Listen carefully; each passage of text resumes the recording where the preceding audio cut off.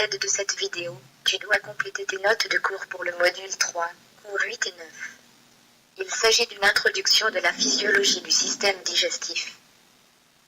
Les transformations physiques sont responsables de l'ingestion et de la progression des aliments. Les transformations chimiques sont responsables de la réduction des aliments simples en nutriments.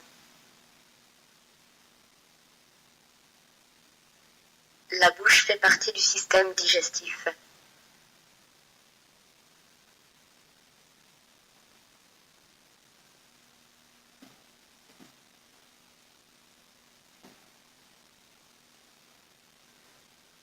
La mastication est une transformation physique qui consiste à réduire les gros morceaux de nourriture. Dans la bouche, la salive, via l'amylase, transforme partiellement l'amidon en glucides. Le pharynx et l'œsophage font aussi partie du système digestif. L'œsophage achemine le bol alimentaire, formé d'aliments mastiqués et de salive, du pharynx à l'estomac grâce au péristaltisme.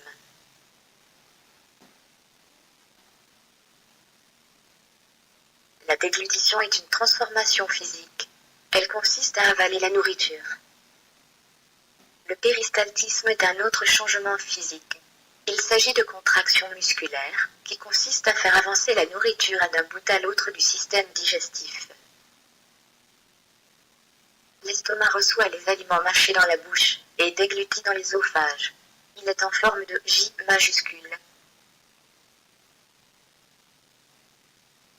Le brassage est une transformation physique.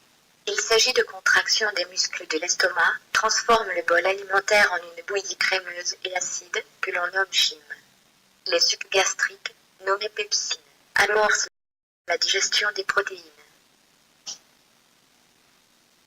L'intestin grêle est un tube qui mesure de 6 à 7 mètres.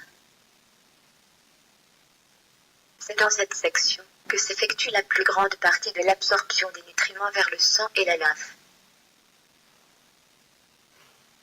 Premièrement, l'émulsion et la fragmentation des lipides sous forme de petites gouttelettes suite à l'action de la bile. Deuxièmement, il y a du péristaltisme dans l'intestin grêle.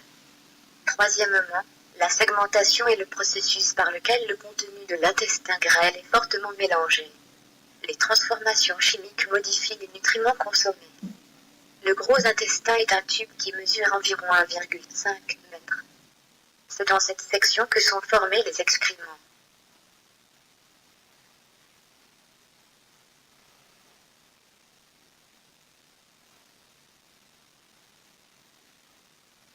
S'il y a un liquide que le corps se refuse de perdre, c'est l'eau.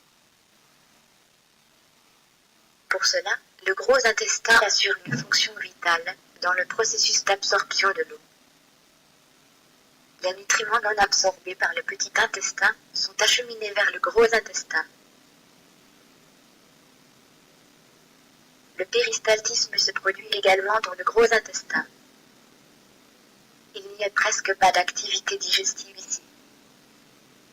Cependant, la flore bactérienne qui tapisse l'intérieur du gros intestin est responsable de la synthèse de certaines vitamines. La défécation est l'évacuation des déchets corporels solides, des matières fécales. Voici quelques troubles du gros intestin. La constipation est causée par le séjour prolongé des résidus dans le gros intestin, ce qui a pour effet d'avoir des selles déshydratés et dures. Pour prévenir la constipation, il faut manger des fibres, faire des exercices et boire beaucoup d'eau. La diarrhée est un autre trouble du gros intestin. Il y a plusieurs causes possibles. La diarrhée provoque une évacuation fréquente de sels liquides. Pour en guérir, il faut jeûner, diminuer les fibres, se reposer et boire de l'eau. Les fibres alimentaires sont essentielles, bien qu'elles n'aient pas de valeur nutritive.